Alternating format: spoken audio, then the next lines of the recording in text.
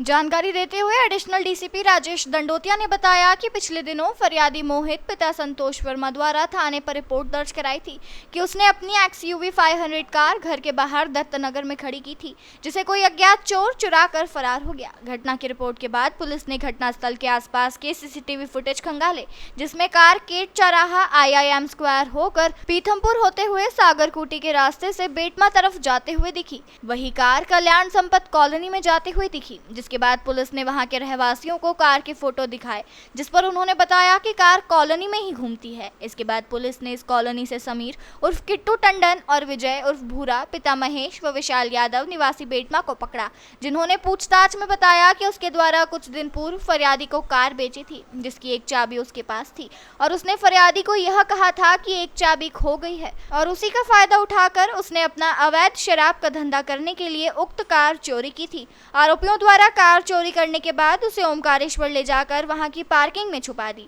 पकड़ा गया मुख्य आरोपी कार का पूर्व मालिक है, जिसने अपने साथियों के साथ मिलकर उक्त वारदात को अंजाम दिया। ये 14 की नाइट को एक जो दत्तनगर का रहने वाला है फरियादी, उसने अपने घर में सो गया था और अपनी जो गाड़ी है XUV 500 वो अपने घर के सामने रखी थी और सुबह जब उठा तो उसने देखा कि उसकी गाड़ी गायब हो गई है।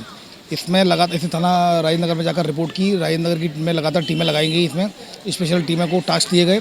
इसमें लगातार 100 से अधिक कैमरे देखे गए और कैमरों में लगातार चौराहे होते हुए ये गाड़ी बेटमा में कहीं जाकर दिखाई दी। फिर बेटमा के बाद फिर वो ओंकारेश्वर में दिखाई दी और ओंकारेश्वर से फिर वापस बेटमा में दिखाई दी। तो इस तरह से इन फुटेज के आधार पर उनका वहाँ की टीम ने कुछ लोगों को आइडेंटिफाइड किया गया। हिरासत में लेकर जब पूछताछ की गई तो टूट गया। इसमें जो आरोपी है वो पूर्व में इस गाड़ी का मालिक था XUV 500 का, उसने इसको फरियादी को बेच दी थी।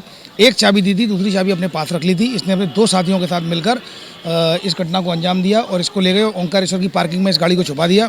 उसके बाद छुपाने के बाद फिर वापस आ गए। फिर जब वापस लेने गए उसको तो गाड़ी ख़राब हो गई, तो टॉर्चन करके उसको बेटमा लेकर आए। लेकिन CCTV फुटेज की मदद से और ग्राउंड इन्फॉर्मेशन की मदद से उस आरोपियों को गिरफ्तार कर लिया गया और गाड़ी बरामद कर ली गई। मुख्य कारण चूँकि ये इसका पूर्व में आपराधिक रिकॉर्ड है। जो आरोपी है, जो पूर्व में जिसने गाड़ी दी थी और ये गुजरात में भी शराब के काम में बंद हो चुका है और इससे जब पूछताछ की तो इसके द्वारा बताया गया 2 जगह शराब का मतलब शराब के केसेज में कई केसेज हैं इसके पास इसके खिलाफ जिसमें बंद हो चुका है। ये गाड़ी की ज़रूरत थी जिससे कि वो अवैध शराब की सप्लाई करता, तो इसमें भी लिंक लगातार ढूंढी जा रही है।